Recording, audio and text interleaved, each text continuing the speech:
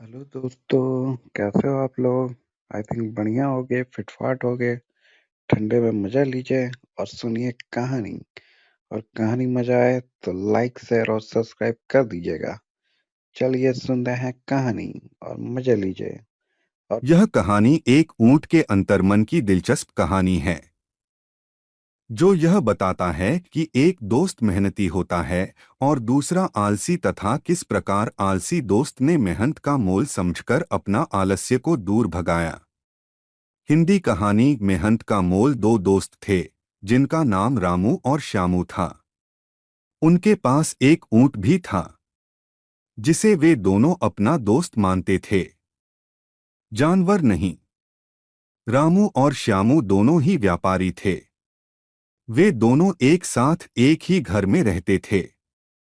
रामू जहां बहुत ही मेहनती था वहीं श्यामू आलसी व्यक्ति था। मगर रामू अपने दोस्त श्यामू की आलसीपन से जरा भी परेशान नहीं होता था। श्यामू को वह अपने दोस्त के साथ साथ भाई भी मानता था और उसे छोटे भाई की तरह प्यार भी करता था। बदले में श्यामू भी रामू की बहुत इज्जत करता था, परंतु वह अपने आलसीपन के आगे बेबस हो चुका था। बहुत कोशिश के बाद भी वह अपनी इस गंदी आदत से बाहर नहीं आ पा रहा था। ऊंट को अपने मालिक श्यामू की इस गंदी आदत पर अंदर ही अंदर गुस्सा आता रहता था। ऊंट अक्सर सोचा करता कि उसका मालिक रामू अपने आलसी दोस्त को क्यों अपने साथ रखे हुए हैं। उनसे अच्छा तो मैं ही हूं, एक जानवर होकर भी अपने मालिक का हर काम करता हूं जो वो मुझसे करवाते हैं।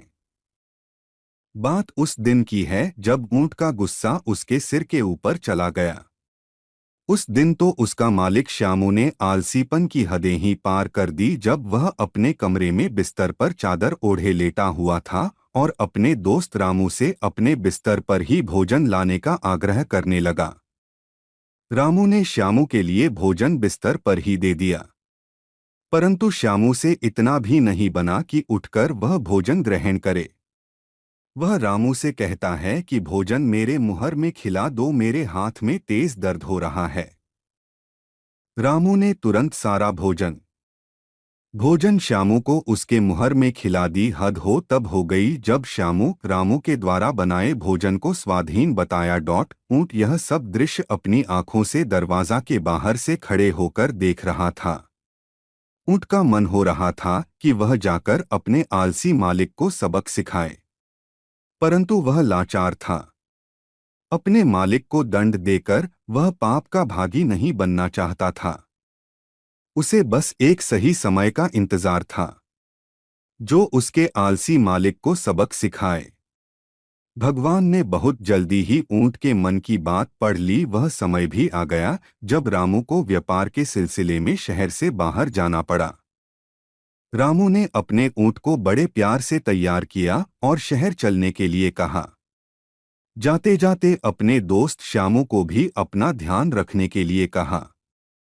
ऊंट मन ही मन बहुत प्रसन्न हो रहा था और सोच रहा था कि अब उसके आलसी मालिक को अच्छा सबक मिलेगा जब सारा काम खुद से करना पड़ेगा। ऊंट बड़े ही मस्त मौला चाल से खुशी खुशी आगे बढ़ने लगा, मगर रामू को ऊंट की यह मस्ती और खुशी का कारण नहीं समझ आ रहा था। ऊंट ने अपने शब्दों में यह कहा कि आप मेरी इस खुशी का कारण नहीं समझेंगे मालिक। ऊंट ने जैसे अपने मालिक की मन की बात पढ़ ली हो और वह बात समझ गया था कि वे दोनों क्या सोच रहे थे। श्यामू ने अपने मित्र को तरोताजा होकर भोजन ग्रहण करने को कहा और ऊंट के पास जाकर बोला, तुम यही सोच रहे हो न कि आज यह श्यामू इतना खराब भोजन कैसे खा रहा है। तो सुनो, इसमें मेरी कड़ी मेहनत छुपी है, इसलिए वह स्वादहीन भोजन भी स्वादिष्ट लग रहा था।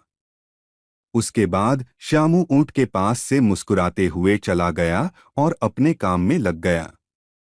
ऊंट भी खुशी से उछलता हुआ नाचने लगा। आखिरकार उसके आलसी मालिक का आलस्य दूर भाग गया था।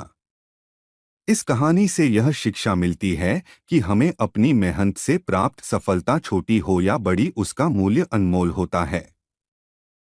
कहानी कैसे लगी मेरे दोस्तों? अच्छी लगी तो लाइक शेयर और सब्सक्राइब जरूर से कर ले, ताकि आपके लिए ऐसे मज़ेदार कहानी हम ला सके। ऐसे कहानी देख के आप इससे ज़रूर कुछ सीखे, ताकि हमारा कहानी बनाने का मकसद पूरा हो। आपको अगर ऐसे कहानियों से कुछ सीखने को मिले, हम भी आपसे ही मोटिवेटी होते हैं और कहानी बनाते हैं, तो आप भी हमें मोटिवेट करे। सब्सक्राइब कर ले। नए हैं तो चलिए सुनते हैं और एक मजेदार कहानी चलिए सुनते हैं। मनुष्य का सांसारिक भ्रम। हिंदी कहानी। ईश्वर दत्त नामक एक शिष्य था। ईश्वर दत्त के गुरु एक बहुत बड़े ज्ञानी और संत पुरुष थे। ईश्वर दत्त अपने परिवार का पालन पोषण और पारिवारिक कर्तव्य को पूरा करते करते तथा सामाजिक दायित्वों को ढोते ढोते थक गया था। वह अपने गुरु की छत्रछाया में रहकर भगवान के भक्ति में लीन होना चाहता था। उसे अपने परिवार और समाज से धीरे धीरे विरक्ति सी होने लगी थी। ईश्वर दत्त को धीरे धीरे सांसारिक मोहमाया की बातें, सारी चीजें नश्वर लगने लगी थी। उसे बस भगवान की भक्ति करना और वही वही सत्य है, ऐसा महसूस होने लगा था। इसलिए वह अपने परिवार को छोड़कर अपने गुरु के आश्रम में रहने का मन बना लिया था। अपने परिवार वालों को बहुत ही शांत मन और दृढ़ निश्चय कर यह बात बतलाई। परिवार वाले इस बात को सुनकर हतप्रभ हो गए। वे चिंतातुर होकर ईश्वर दत्त से ऐसा नहीं करने को कहा और वह बोले कि सारा परिवार उनसे बहुत प्यार करता है, उनके बिना सभी का जीना मुश्किल हो जाएगा। ईश्वर दत्त इस बात को जानकर असमंजस में पड़ गया। वह सोचने लगा कि जो परिवार उससे इतना प्यार करता है, उनको छोड़कर जाना ठीक नहीं होगा। इस बात से परेशान होकर वह अपने गुरु के पास गया कि शायद इसका कोई हल उनके पास हो। ईश्वर दत्त अपने गुरु के आश्रम में जाकर उनके आगे नतमस्तक होकर शीश झुकाया। ईश्वर दत्त के चेहरे पर चिंता का भाव देखकर संत गुरु सब समझ गए थे। फिर भी वह उससे उसकी चिंता का कारण पूछा। ईश्वर दत्त ने अपनी सारी उलझन बता दी और कहा कि जो परिवार मुझसे इतना प्यार करता है, उनको छोड़कर मैं कैसे आश्रम में रह सकता हूँ। गुरु ने शिष्य से कहा, तुम अगर यह पता कर लो कि परिवार वाले सच में तुमसे प्यार करते हैं या अपने स्वार्थ को पूरा करने के लिए तुमसे प्यार मात्र करते हैं। तुम्हारे प्रति परिवार का अपना स्वार्थ है या फिर उनका निश्चल प्यार का पता होने के बाद ही तुम मेरे आश्रम में आकर भगवान की भक्ति में लीन होना। इस आश्रम में तुम्हारी जगह हमेशा रहेगी। ईश्वर दत्त ने कहा, गुरुजी, इस बात का पता कैसे लगाया जाएगा? फिर गुरु ने कहा, उसका एक ही उपाय है, योग विद्या। मैं तुम्हें एक ऐसी योग विद्या सिखाऊंगा जिससे तुम अपनी सांसें घंटों रोककर रख सकते हो। इस योग विद्या को गुरु अपने शिष्य को सिखाया। फिर गुरु ने शिष्य को एक नाटकीय योजना भी बताई। इसके बाद शिष्य को अपने घर जाने को कहा। अगले दिन ईश्वर दत्त अपने योग विद्या से सांसें रोक ली और निष्प्राण पड़ा रहा। परिवार वालों का रो रो कर बुरा हाल हो गया। ईश्वर दत्त योग विद्या से निष्प्राण की अवस्था में था, परंतु वह अपने चारों ओर की हलचल को महसूस कर रहा था और समझ रहा था। इस बात से बहुत ही आत्मीय सुकून मिल रहा था कि उसका परिवार उससे बहुत प्यार करता है। अतः उसने आश्रम में जाने की इच्छा को त्याग दिया। कुछ देर बाद ईश्वर दत्त के गुरु अपने शिष्य और उसके परिवार वालों का हाल लेने पहुंचे। गुरुजी ने सभी को ढाढ़स बंधाया और शांत किया। गुरुजी अपने शिष्य को कुछ देर देखने के बाद परिवार वालों से कहा कि इसमें प्राण डाला जा सकता है। इस बात को सुनकर घर के सभी लोग बहुत खुश हो गए और जल्दी जल्दी प्राण डालने की बात कहने लगे। इस पर गुरु ने कहा कि एक विघ्न है। इस कार्य को पूरा करने के लिए परिवार के किसी अन्य सदस्य को अपने प्राण त्यागने पड़ेंगे।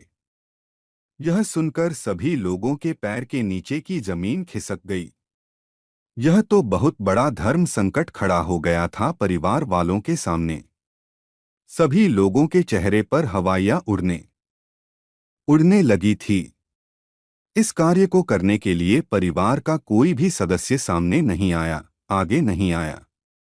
सभी अपने अपने उत्तरदायित्व और कर्तव्य को दिखाने लग गए।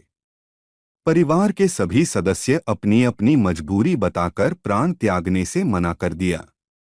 इस घटना को होने के बाद गुरुजी ने अपने शिष्य ईश्वर दत्त को आवाज दी, उठो ईश्वर दत्त, मेरे प्यारे शिष्य। ईश्वर दत्त उठ गया। वह अपने गुरु को प्रणाम किया। गुरुजी सभी को आशीर्वाद देकर जो ही वहां से जाने लगे, शिष्य ने उन्हें रोका और कहा, आज से मैं आपके साथ रहकर आश्रम में भगवान की भक्ति। देखिए दोस्तों, तो लाइक और शेयर और सब्सक्राइब कर दीजिए ना।